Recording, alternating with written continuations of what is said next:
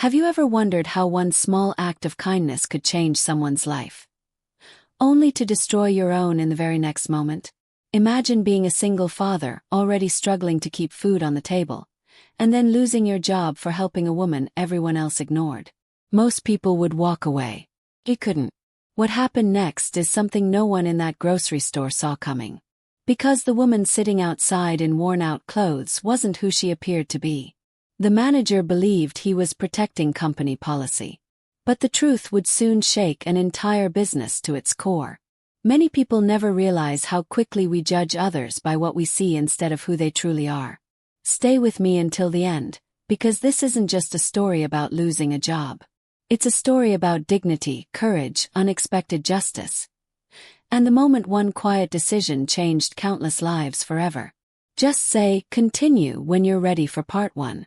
The alarm rang at 5:15 every morning. Daniel Brooks never hit the snooze button. There wasn't time. He was 36, a widower, and the only parent his 8-year-old daughter Lily had left. Every day followed the same routine.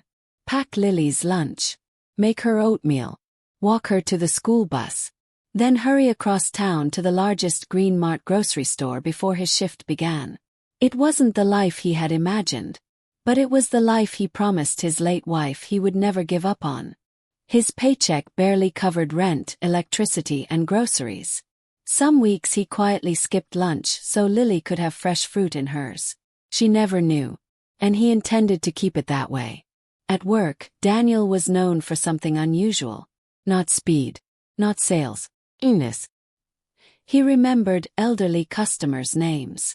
He carried heavy bags without being asked. If someone looked confused, he stopped whatever he was doing to help them. Some co-workers admired him. Others laughed. "Kindness doesn't pay the bills," one cashier often joked. Daniel always smiled. "Maybe not today," he would answer. But you never know. No one paid much attention to those words. Until one rainy Thursday. The sky had been gray since sunrise. Cold rain soaked the parking lot, and customers hurried inside with their coats pulled over their heads. Near the entrance sat an elderly woman. Her clothes were clean but badly worn. Her shoes had holes near the toes.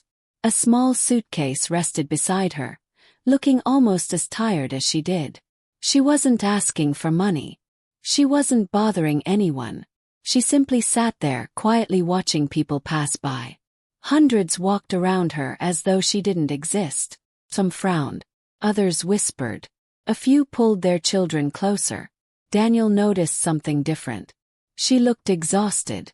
Not dangerous, just deeply tired. During his short break, he bought a hot cup of soup and a fresh sandwich with his own money. He walked outside and gently placed the meal beside her. "You look like you could use something warm." The woman looked up surprised. Her blue eyes were sharp despite the exhaustion. "You paid for this yourself?" she asked softly. Daniel nodded. "It's nothing." She smiled faintly. "No," she said. "To someone who's hungry, it's never nothing." Before she could take another bite, the store manager, Richard Collins, stormed through the automatic doors. His face was red with anger. "Daniel!" The entire entrance fell silent. Customers turned to watch. "What exactly do you think you're doing?" Richard shouted. Daniel stood calmly. "Helping someone eat. You're encouraging loitering in front of my store." "She hasn't bothered anyone." "That doesn't matter." Richard pointed toward the parking lot. "Our customers don't want to see this." Daniel looked at the elderly woman. She lowered her eyes, quietly folding the napkin in her hands as if she wanted to disappear. Something about that simple movement hit him harder than Richard's shouting. No one deserves to feel invisible. Daniel spoke carefully. "She's cold.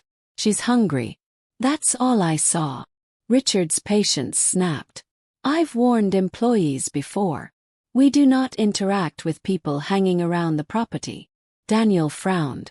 "Since when is compassion against company policy?" Richard didn't answer the question. Instead, he pulled a folded paper from his clipboard. "Hand me your name badge." For a moment everything seemed to stop. The rain, the conversations, even the automatic doors. Co-workers watched from inside, frozen in disbelief. One cashier quietly whispered, "He's really doing it." Daniel stared at his badge. It wasn't just plastic. It represented rent, bills, his daughter's school supplies, the security she depended on. His hands trembled. He could apologize, pretend he was wrong, walk back inside, keep his job. Richard waited. "So, your badge." Daniel looked once more at the woman holding the untouched cup of soup.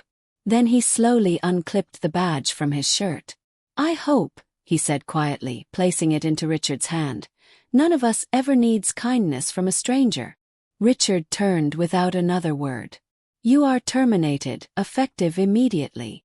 Gasps spread through the crowd. A customer shook his head in disbelief.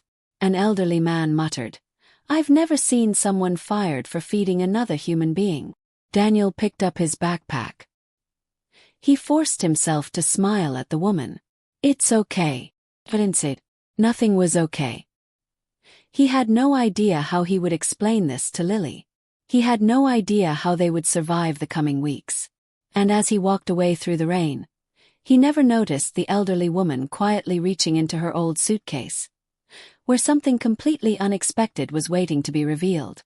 Daniel drove home through the pouring rain with both hands gripping the steering wheel tighter than ever before.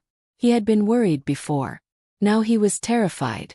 Every traffic light seemed to last forever. How do you tell an 8-year-old that the paycheck keeping the lights on had disappeared in less than 5 minutes? By the time he reached home, Lily ran to the front door with her usual smile. "Dad, you're early." Daniel forced one back.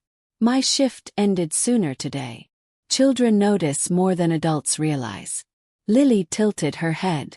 "Did something bad happen?" Daniel knelt beside her.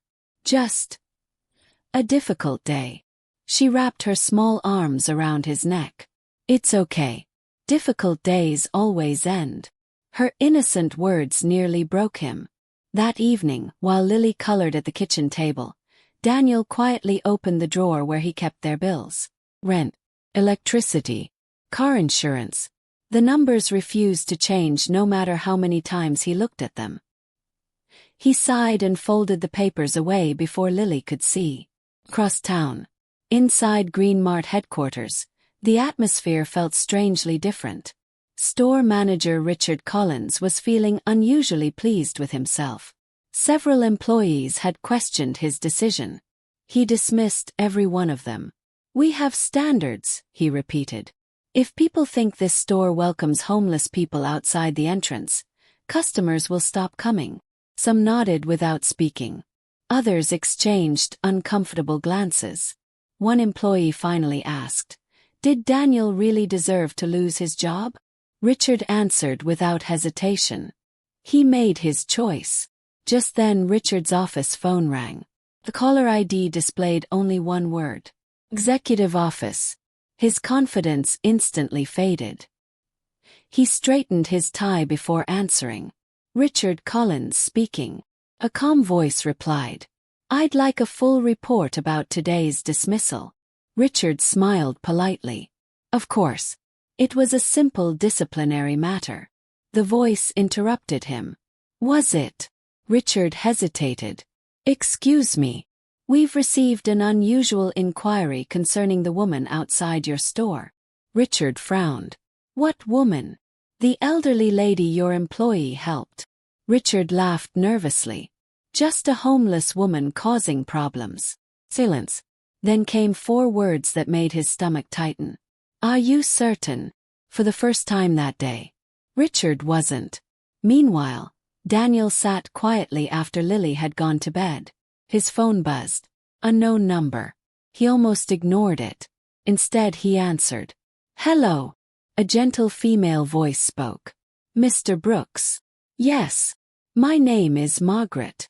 Daniel recognized it immediately. It was the elderly woman. He sat upright.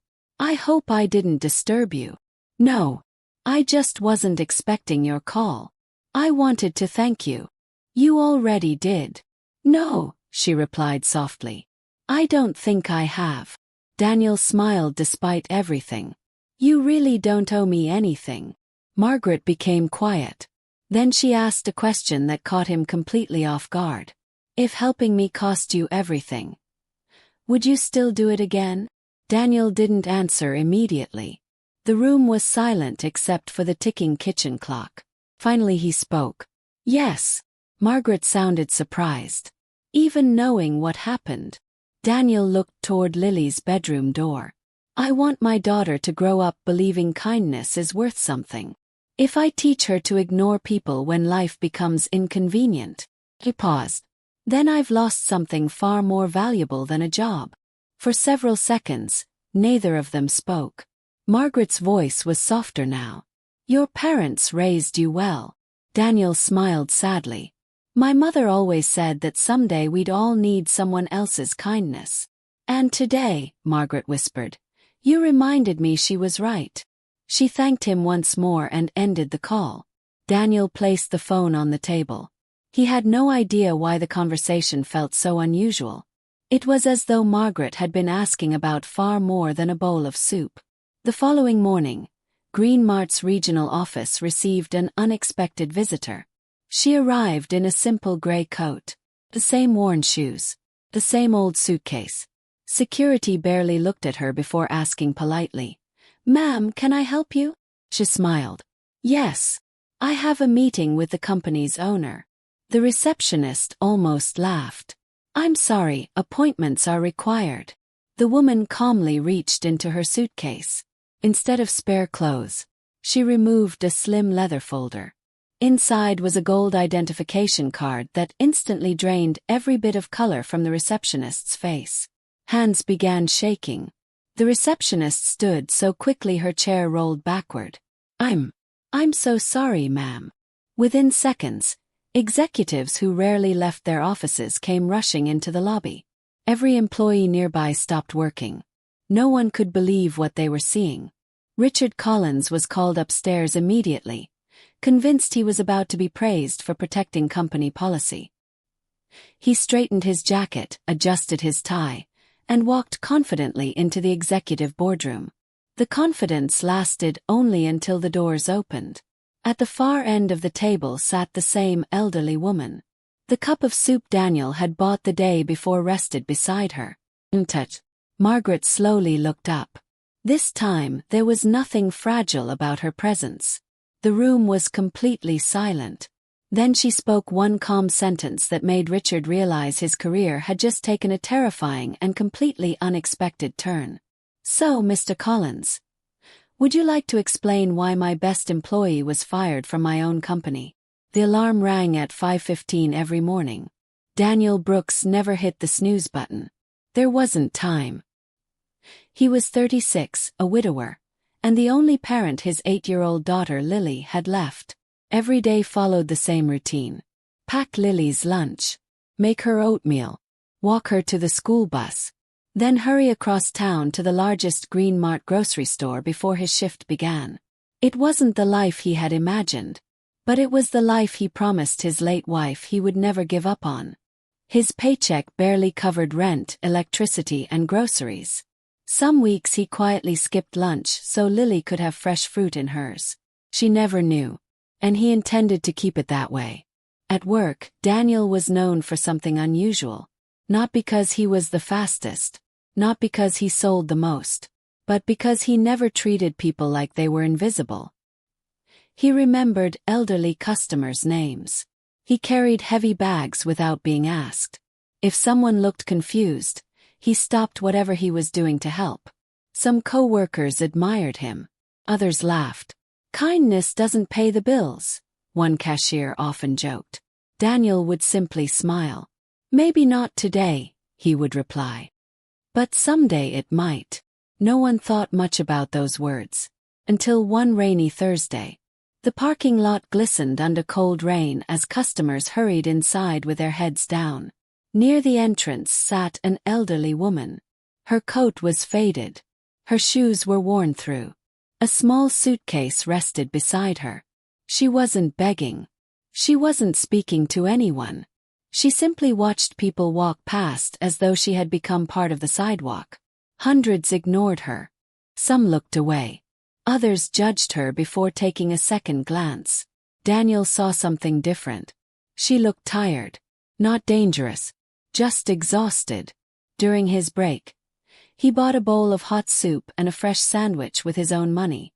He carried them outside. "I thought this might help." The woman looked up, surprised. "You bought this for me?" Daniel nodded. "It isn't much." Her eyes softened.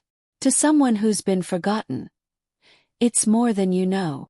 Before she could take another bite, the store manager, Richard Collins, burst through the entrance. "Daniel!" The sharp voice echoed across the front of the store. Customers stopped walking. Employees stared through the glass doors. Richard marched straight toward him. "What do you think you're doing?" Daniel answered calmly. "Helping someone have lunch. You're encouraging people to gather outside this store. She's hurting no one. That isn't your decision." Richard pointed toward the elderly woman. "Our customers don't come here to see this." The woman quietly lowered her eyes, saying nothing. That silence spoke louder than any argument. Daniel looked back at Richard. "She's cold. She's hungry. That's all I needed to know." Richard's face hardened. "Hand over your badge." The words hit harder than the rain. Daniel looked down at the badge clipped to his shirt. It wasn't just a piece of plastic. It was Lily's school supplies. Next month's rent. The groceries in their refrigerator. One apology could save it all. One sentence. That's all it would take. Instead, Daniel slowly removed the badge. "I'd rather lose my job than lose my humanity." Richard snatched it from his hand. "You're fired." The parking lot fell silent. Even strangers seemed stunned. One elderly customer whispered, "If this is what kindness costs, we're all poorer for it." Daniel picked up his backpack. He gave the woman a reassuring smile before walking into the rain. Only after he disappeared around the corner did she finally lift her head. For the first time, the sadness left her face. She quietly looked toward the store entrance, and a faint smile appeared. It was the kind of smile that suggested she had just made a very important decision. No one standing there realized that, before another day had passed, the lives of everyone inside that store would change forever.